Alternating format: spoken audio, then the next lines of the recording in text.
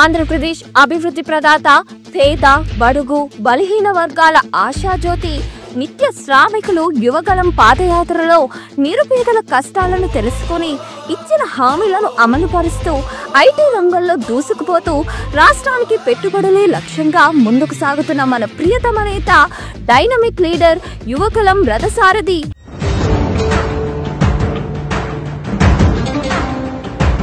రాష్ట్ర ఐటీ మరియు విద్యాశాఖ మంత్రివర్యులు శ్రీ నారా లోకేష్ బాబు గారికి జన్మదిన శుభాకాంక్షలు.